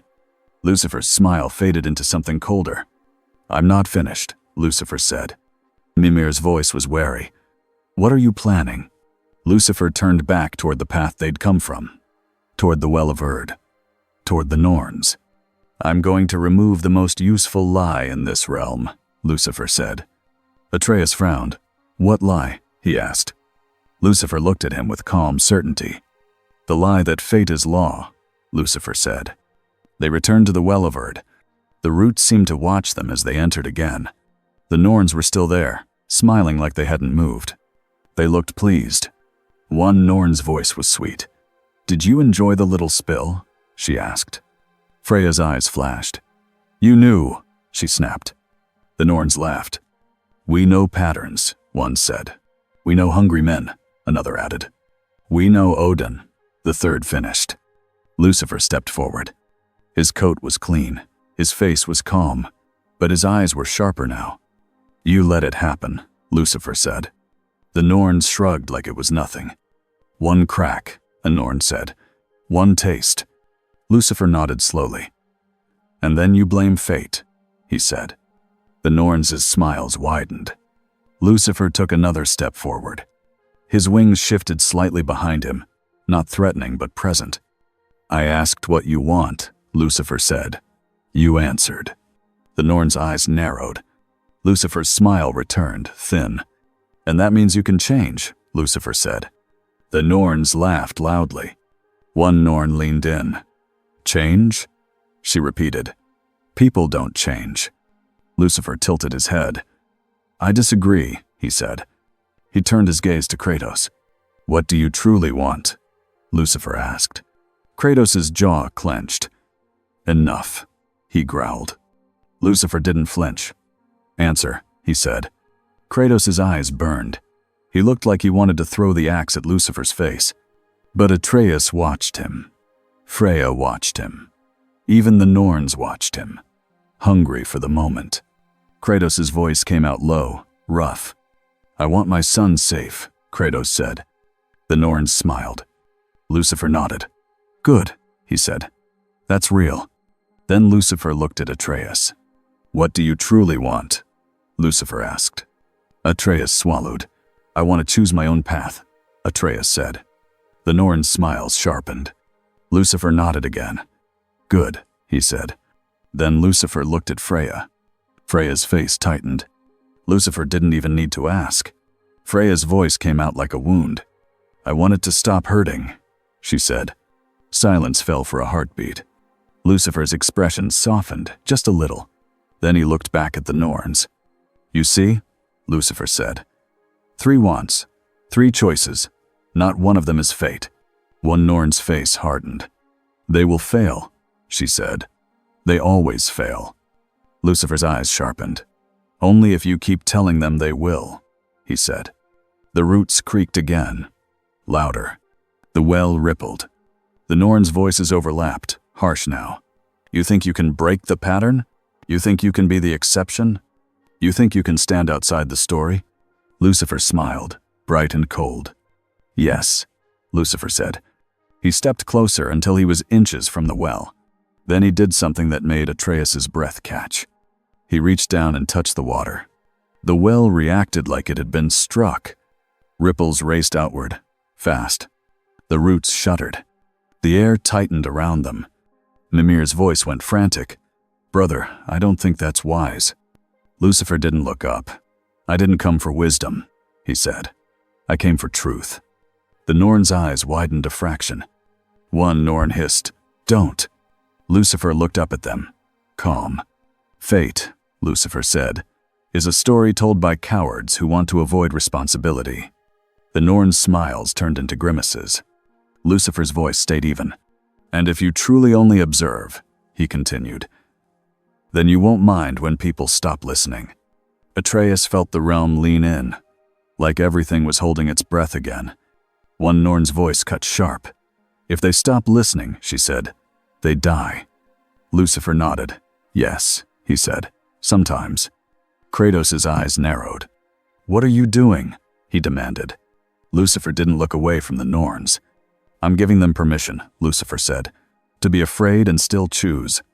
The Norns' faces twisted, angry now. They moved again, trying to force the world around them into a vision. Atreus felt the pressure, the old pull, the push to accept the track. But this time, Lucifer lifted his hand. He didn't block the vision with strength. He blocked it with refusal. The pressure hit an invisible wall and splintered. The roots shook violently. The well surged. For a moment, the Norns looked unsettled. Not scared, but surprised. One Norn spat. You'll regret this. Lucifer smiled. I regret very little, he said. Then he turned and walked away from the well as if it was finished. Atreus stared. That's it? He asked. Lucifer glanced back at him. For now, he said. Kratos' voice was hard. You didn't kill them, he said. Lucifer's smile returned. No, he said, because killing them would prove their story. It would make them martyrs. Freya's voice was tight. So what did you actually do? She asked. Lucifer's eyes gleamed. I made them show their hand, Lucifer said. And I made the realm feel that someone can refuse. Mimir groaned. Aye, and now every creature that listens to them will panic. Lucifer shrugged. Let them, he said. Panic is honest. Atreus looked at the Norns behind them. The Norns watched them leave with sharp eyes. And one of them smiled, like she was already enjoying what came next. Outside, the snow fell harder. In the distance, a thin line of wrong light flickered again over Midgard's horizon. Not as big as before, but enough to be noticed. Lucifer's mouth curved into a small, satisfied smile. Good, he said softly. Odin is impatient. That makes him sloppy. Kratos' eyes stayed on the horizon, voice low. And what does it make you? He asked. Lucifer looked at him. Calm. Necessary, Lucifer said. Atreus felt his stomach twist, because it sounded true, and because he didn't know if necessary was safe. They moved into the storm, leaving the well behind. But Atreus could still feel the Norn's eyes on his back. And somewhere far away, in Asgard, Odin felt the realm push back for the first time in a long time. He smiled, not because he liked resistance, because resistance meant the game had finally become worth playing. Weeks passed, but Midgard did not soften. The snow stayed thick. The wind stayed mean. People stayed hungry. Still, something changed. Whispers moved from camp to camp. Not just about Kratos, the ghost of Sparta. Not just about the boy with the bow. People talked about a winged man who walked through blizzards like they were mild rain. They said he did not demand prayers. They said he did not take tribute. They said he asked one question, over and over, and it made grown warriors look away like children caught lying. What do you truly want? Lucifer did not build a kingdom. He didn't even build a house. He took a ruined longhall near an old road and made it usable. The roof still leaked. The walls still creaked. But the fire stayed warm. The benches were repaired. The door no longer hung crooked. Sindri had shown up once, saw the place, and nearly had a fit. You are not living in this, Sindri snapped, stepping around a pile of snow that had drifted inside. This is a hazard. It's an insult to wood. Lucifer had smiled like he enjoyed the yelling. I'm not living, Lucifer replied. I'm visiting. You're ruining my day, Sindri muttered. Your day was already ruined, Lucifer said. I'm simply adding style. Atreus had watched that exchange and had to bite his lip to keep from laughing. Kratos did not laugh. He stood in the doorway, arms crossed, eyes hard, watching Lucifer's every movement. He treated the long hall like a new battlefield. He checked corners. He listened to silence. Lucifer noticed. "Of course. You're still trying to figure out how to kill me," Lucifer said one morning, as if they were talking about weather. Kratos didn't blink. "I prepare," he said. Lucifer nodded, almost approving. "Good," he said. "Just don't confuse preparation with control." Mimir, hanging at Kratos' belt, groaned. "Oh, here we go again." Lucifer had insisted on finding something that could make music. There were no pianos in Midgard, obviously. So he did the next best thing. He asked Broke to build one. Broke had stared at him like he'd been asked to forge the moon. "A piano?" Broke said slowly. "That's some kind of weapon?" "It can be," Lucifer said. Broke grunted. "I can build you something that makes noise," he said. "If that's all you're after." 3 days later, the long hall had a heavy wooden frame, metal strings, and carved keys that clicked like bone. It looked rough. It sounded rough.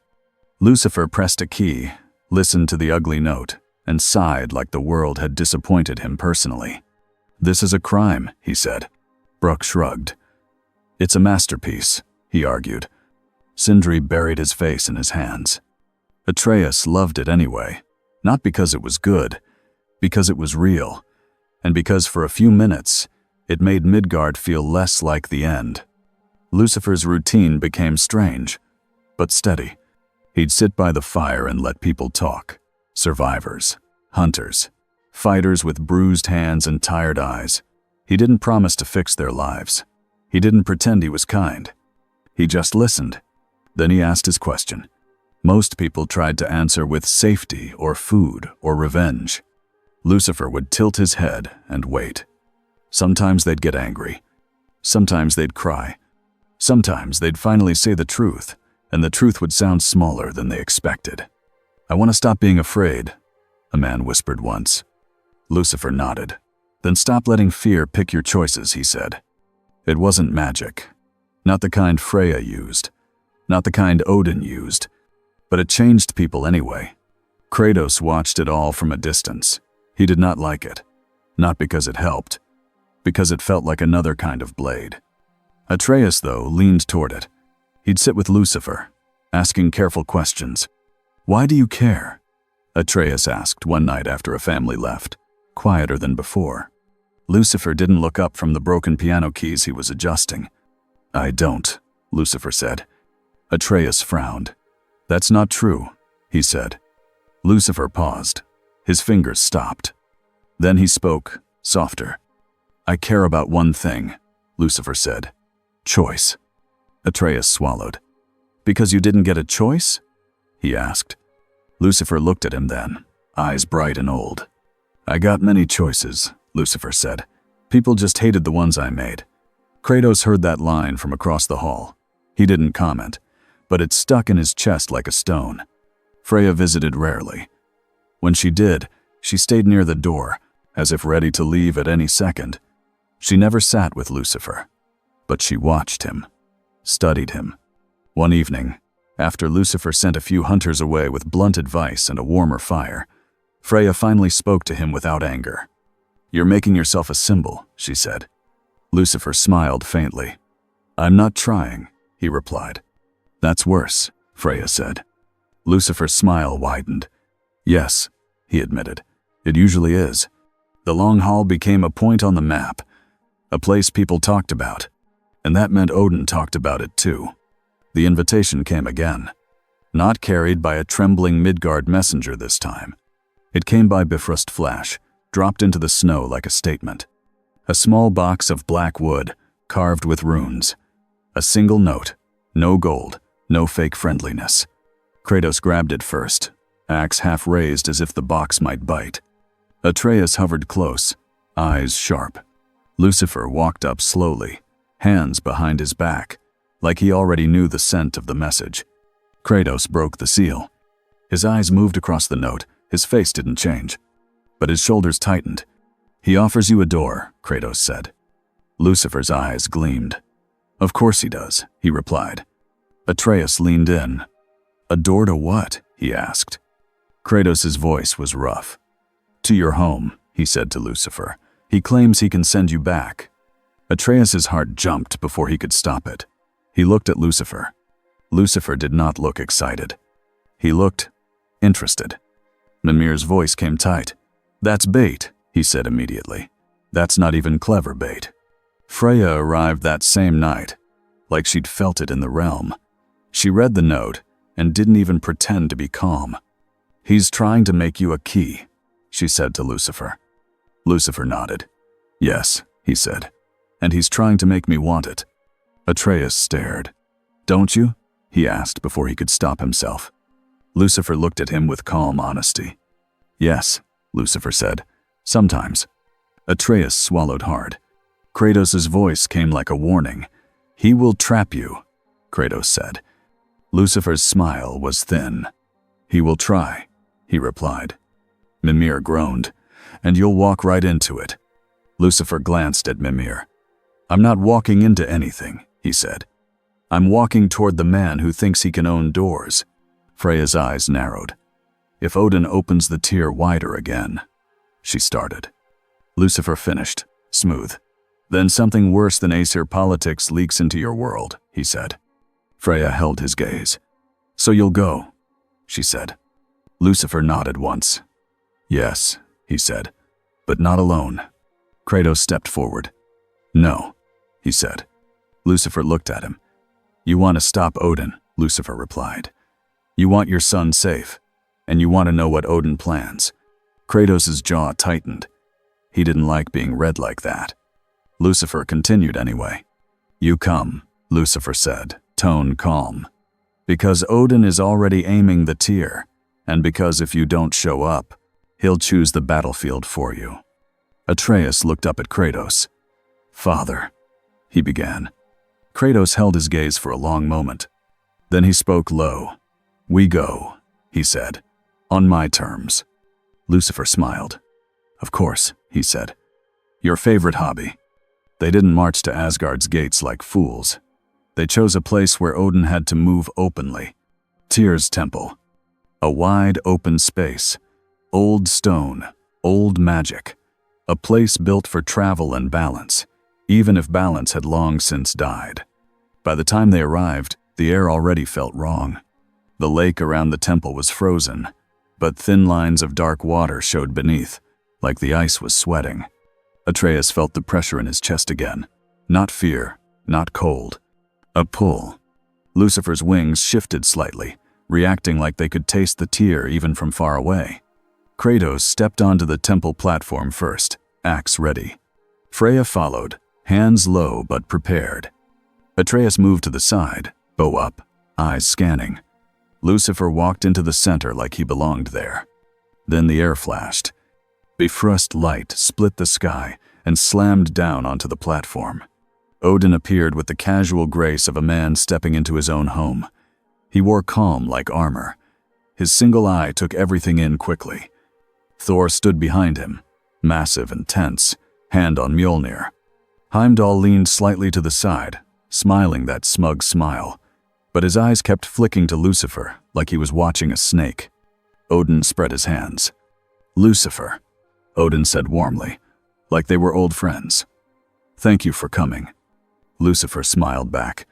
Don't thank me, he said. Thank your obsession. Odin's smile held. You've caused a stir, Odin said. Midgard speaks your name like a curse. Lucifer shrugged. People fear what they don't control, he replied. Odin's eye flicked to Kratos and Atreus. And you brought guests, he said. Kratos' voice was flat. Speak, he said, or leave. Odin chuckled softly. Direct, he said. I respect that. Then Odin looked only at Lucifer. I can open a path, Odin said. A real one, not a crack that spills filth into Midgard. A clean door. Atreus' stomach tightened. He could hear the lie hiding inside the nice words. Lucifer's tone stayed light. And all I have to do is smile and clap? He asked. Odin's smile sharpened. You have to help stabilize the tear, Odin said. Your nature doesn't match our realms. That's why the tear reacts to you. You are the missing weight. Freya's voice cut in cold. A key, she said. Odin didn't deny it. He didn't need to. Lucifer tilted his head. And once I stabilize it, Lucifer said, you open a door and let me walk away. Yes, Odin said smoothly. Freedom. You want it. I can give it. Lucifer's eyes gleamed. Then he asked the question, soft as silk. What do you truly want, Odin? The platform went quiet. Even the wind sounded smaller. Odin's smile didn't break. Answers, he said immediately. Lucifer nodded. And why do you want answers? He asked. Odin's eye narrowed a fraction. To protect my realms, he said. Lucifer smiled. No, he said simply.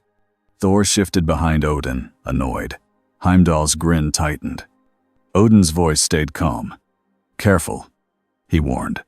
Lucifer walked one step closer, still relaxed. You don't want answers, Lucifer said.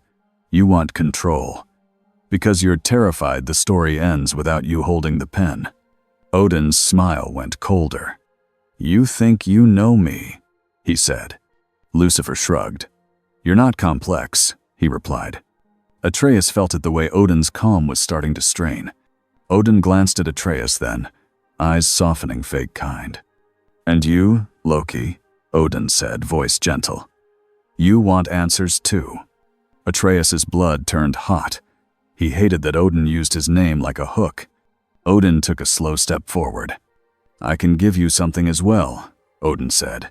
A future without this constant fear, without prophecy hanging over your head, without the Norns whispering what you must become. Atreus's throat tightened. He wanted that. He hated that he wanted it.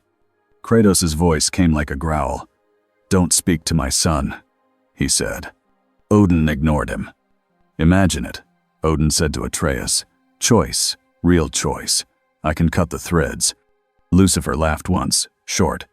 Liar, Lucifer said, still smiling. You don't cut threads. You tie them around necks. Odin's eye flashed. He lifted a hand. The air behind him split. Not Bifrost. Something else. A thin, dark line, like a crack being drawn with a knife. Atreus's stomach dropped.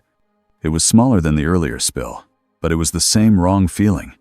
The tear's pressure, pulled into Midgard on purpose. Freya's eyes widened. Odin, she snapped. Odin's voice stayed calm. You want proof? He asked Lucifer. Here it is. Help me, and I close it. Refuse, and we see what crawls out next. Thor's grin returned, cruel. Heimdall's smile widened. Kratos stepped forward, axe up. You will not, he growled. Odin's gaze didn't even flicker. Lucifer looked at the thin crack and sighed like someone had spilled wine on his sleeve. There it is, Lucifer said. The truth. He turned his eyes back to Odin. You're not offering freedom, Lucifer said. You're offering a leash made of fear. Odin's smile returned, thin. Everything is a leash, he said. The question is who holds it. Lucifer's eyes brightened. Then he did something that made Atreus's heart hammer. Lucifer stopped smiling. It wasn't rage. It was worse. It was focus. No, Lucifer said, voice quiet. Odin's eye narrowed. No? He repeated. Lucifer turned slightly, just enough to look at Atreus. Atreus felt the weight of that look, like Lucifer was asking him something without words. Do you want to be saved, or do you want to choose? Atreus swallowed. He forced his voice steady. I don't want your help, he said to Odin. I don't trust you. Odin's calm cracked. Just a little. Kratos' chest lifted like he'd been holding his breath. Odin's mouth tightened. Pity, he said softly. Then he snapped his fingers. The crack widened fast. Wrong light spilled out. The whispering began. Atreus' skin prickled as the first shadow shapes started to crawl through. Kratos moved immediately, axe swinging, cutting through the first wave like he was chopping wood. Freya's vines surged, pinning the edges of the crack, trying to hold it. Thor charged Kratos with a roar, lightning exploding outward. Mjolnir slammed into the Leviathan axe, and the shockwave ripped cracks through the stone beneath their feet. Atreus fired arrows at the shadow creatures, then swung his aim to Odin when he saw a clean shot. Heimdall blurred into motion, knocking the arrow aside with a flick, grinning. "Not yet, little god," Heimdall taunted. Atreus's teeth clenched. He hated Heimdall's certainty. Lucifer walked toward the crack. Not toward Odin. Toward the door. Mimir shouted from Kratos' belt. "Brother, the crack." Kratos couldn't answer. Thor was on him like a storm with fists. Every strike shook the temple. Freya tried to reach Odin, but Odin's runes flared in the air like sharp, invisible walls. She slammed against them with magic and grit, but the walls held. Lucifer stopped inches from the widening crack. The whispering inside surged, hungry, excited. The presence behind it recognized him now. It pressed forward like a mind leaning toward a new toy. Lucifer held up one hand. Not in fear. In command. "This door is closed," Lucifer said. The crack shuddered. Odin laughed, sharp. "Not to me," he said. "Not anymore." Odin lifted both hands, runes circling his fingers like chains made of light. The crack widened again. Atreus felt the air shift. The realm groaned. Lucifer's wings flared. Not in panic. In decision. He glanced back at Odin once. "You think you're clever," Lucifer said. Then Lucifer turned back to the crack and spoke to it like it was an animal. "You want in?" Lucifer asked it softly. "Fine. Look at me." The presence inside pushed harder. Lucifer's eyes brightened with that old star-like sharpness. "You get one look," Lucifer said, "and then you leave." Odin's eye widened slightly. "No!" Odin snapped, sensing something slip out of his control. Lucifer placed his palm against the air at the crack's edge. The world went quiet again, like it held its breath. Atreus saw the snow stop for half a heartbeat. Lucifer spoke one word, low and clean. "Enough." The crack shuddered violently. The shadow creatures screamed, collapsing into smoke. The presence inside surged, angry now, trying to push past Lucifer's will. Lucifer didn't strain like a man lifting weight. He simply refused, like refusal was his true form. The crack shrank. Odin's runes flared brighter as he tried to force it open again. Lucifer turned his head slightly, eyes still on the crack, and spoke to Odin without looking at him. "You can't bully a door into loving you," Lucifer said. Odin snarled, losing calm. Thor slammed Kratos backward, smashing him into a stone pillar. Kratos grunted, then surged forward again, relentless. Atreus saw an opening and fired an arrow at Odin's hand. Heimdall blurred again, then froze. For just a heartbeat. His eyes widened, like they had at the cabin. Lucifer hadn't touched him this time, but Heimdall's certainty was gone again. Atreus's arrow slipped past, cutting Odin's wrist. Odin hissed, blood dark against his skin. Heimdall snapped out of it, furious, and threw Atreus aside with a hard shove.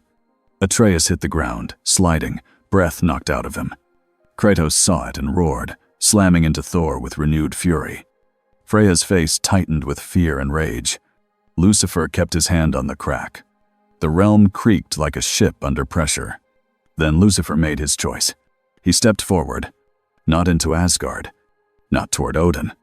He stepped into the edge of the crack's wrong light. Atreus's eyes widened. "Lucifer!" he shouted.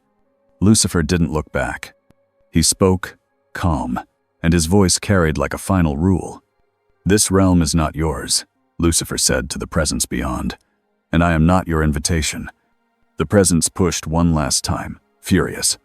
Lucifer's wings flared wide. The crack snapped shut like a mouth forced closed. The wrong light died. Snow fell again. Silence hit the platform like a wave. Odin stared at the closed air, stunned for the first time. His leverage was gone. Thor froze mid-breath, confused, as if the world had changed shape. Heimdall's grin had vanished completely. Lucifer stepped back from where the crack had been, coat untouched, eyes bright. He looked at Odin then. "You lose," Lucifer said simply. Odin's face twisted. You think this ends me? Odin hissed. Lucifer's smile returned, small and cruel. No, Lucifer said. You end you. I'm just removing your toys. Kratos drove Thor back with a brutal swing, forcing him to stagger. Thor lifted Mjolnir, ready to keep going. Then Odin snapped. Enough. Thor froze. Atreus saw it. The word wasn't just an order, it was a chain. Thor's jaw clenched. His eyes flicked to Odin, then to Kratos, then to the empty air where the crack had been.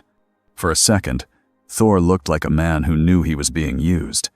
Then he swallowed it down and stepped back. Heimdall's hand tightened at his side, but he didn't move. Not when Lucifer was watching him like that. Odin's breathing was controlled again. Barely. He lifted a hand, and Bifrost light started to gather. This isn't over, Odin said, voice cold. You can't stay in my world forever.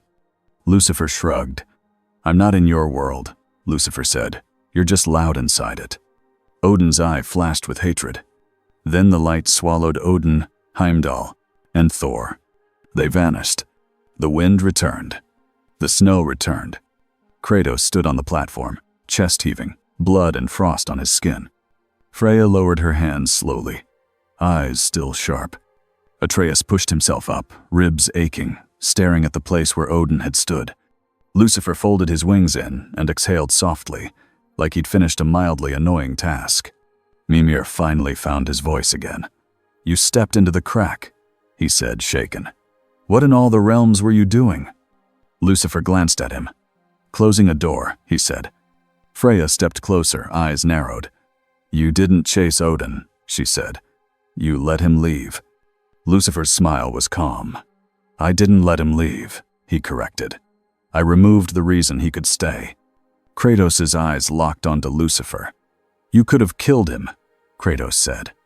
Lucifer met his gaze evenly. Yes, Lucifer said. Kratos waited.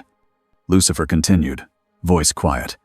And then the realms would shake, he said. Thor would become a weapon with no chain. Heimdall would hunt your son with new hatred, and 100 other stories would start. He looked at Kratos with that steady, unpleasant honesty. You don't kill fate by feeding it blood, Lucifer said. Kratos' jaw tightened. He hated how much that sounded like truth. Atreus looked at Lucifer, still breathing hard. So what now? He asked. Lucifer's eyes drifted to the sky, as if he could feel Asgard far away. Odin will try again, Lucifer said, but not the same way. Freya's voice was low. And you? She asked. Lucifer looked back at them. Then he said it clearly, like a decision spoken out loud becomes real. I stay, Lucifer said. Atreus blinked. In Midgard? He asked. Lucifer shook his head slightly. Near the doors, he said. Near the cracks. Near the places your Allfather likes to pry open. Mimir muttered. So you'll be, what, a guard? Lucifer's smile returned. Don't insult me, he said. Then he added softer, but yes. Kratos stared at him for a long moment. You will not touch my son, Kratos said again, like he was carving it into stone. Lucifer nodded once. I won't, he said. Unless he asks. Atreus sighed. He always says that, he muttered. Lucifer looked at him, amused. And you always listen, he replied. Atreus didn't know if that was a compliment or a warning. Maybe both. They left the temple together. Not as friends. Not as enemies. As something messier. A strange line drawn through a broken world. And somewhere in Asgard, Odin stood in front of the realm tier. Blood on his wrist. Eye burning. He wasn't smiling now. But he wasn't afraid either. He was thinking. Because now he knew something he hated. A door could be shut. And someone could stand in the way. The long hall was quieter that night. The fire snapped softly. The wind pushed at the walls. Snow slid off the roof in heavy clumps. Lucifer sat at his ugly wooden piano, pressing keys one by one, listening, adjusting, trying again. The notes still sounded rough. Lucifer looked offended by them anyway. Atreus sat on a bench nearby, wrapping cloth around his ribs. He winced when he pulled too tight. Kratos stood near the door, sharpening the axe with slow, steady strokes. The sound was calming in a way Atreus didn't want to admit. Mimir hung from Kratos' belt, unusually quiet. Freya wasn't there. She'd left after the temple with a final warning and no goodbye. Like she didn't trust herself to stay. Lucifer pressed a key. It clunked. He sighed. "This realm has no taste," Lucifer said. Mimir finally spoke. "The realm has wolves and trolls and frozen death," he said. "Taste is low on the list." Lucifer glanced at him. "And yet you still complain," Lucifer replied. Atreus let out a small laugh, then winced from his ribs. Lucifer noticed and raised an eyebrow. "Pain builds character," he said. Atreus rolled his eyes. "I have enough character," he replied. Lucifer's smile softened. "Yes," he agreed. "You do." Silence returned for a moment, thicker now. Atreus stared into the fire, then spoke quietly.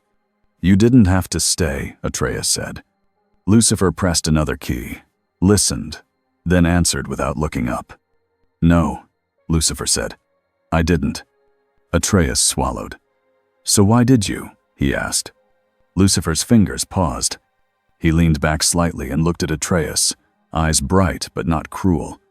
"Because your world is full of men who think choice is something you can steal," Lucifer said. "And because your world is full of people who believe they are trapped." Atreus nodded slowly. "And you want to prove they're not?" he said. Lucifer smiled. "Yes," he said. "It irritates me." Atreus frowned. "That's it?" he asked. Lucifer shrugged. "That's enough," he said. Kratos' sharpening slowed. He didn't turn, but his voice came low. "What do you truly want?" Kratos asked. Atreus' head snapped toward him.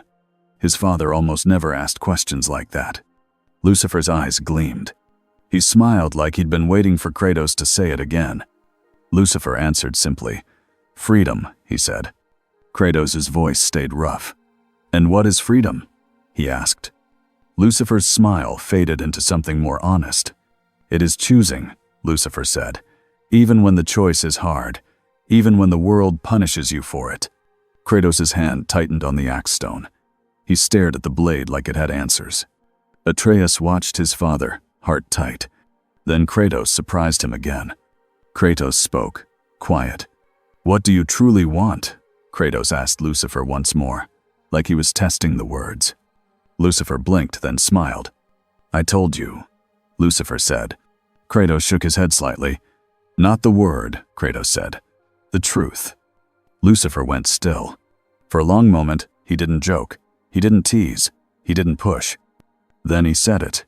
"I want," Lucifer said softly, "to never be a tool again."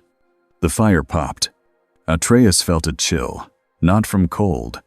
Kratos didn't react like he usually did. No threat, no order, just a slow nod. Atreus swallowed and spoke, voice small. "Does that mean you'll leave one day?" Atreus asked. Lucifer looked at him. Calm. "Maybe," Lucifer said. "When the doors stop screaming." Atreus frowned. "And if they never stop?" he asked. Lucifer's smile returned, faint.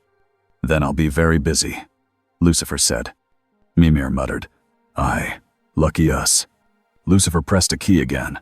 It sounded slightly better this time. He looked pleased in a way that was almost human. Atreus leaned back on the bench, exhausted. Outside, Midgard stayed harsh. The snow stayed heavy. The sky stayed tired. But inside the long hall, for a few minutes, there was warmth. Not because fate changed, because someone chose something else. Lucifer's fingers rested on the rough keys. He looked at Kratos and asked, voice quiet, "What do you truly want?" Kratos didn't answer right away. Atreus watched him, holding his breath. Kratos' eyes stayed on the fire. Then he said it, plain and simple. "I want my son to live his own life," Kratos said. Lucifer nodded once, satisfied. "Then choose that," Lucifer said. He pressed one final key. The note wasn't perfect, but it was clear enough. And for the first time in a long time, the long hall didn't feel like a waiting room for the end. It felt like a place where the next choice could actually belong to them.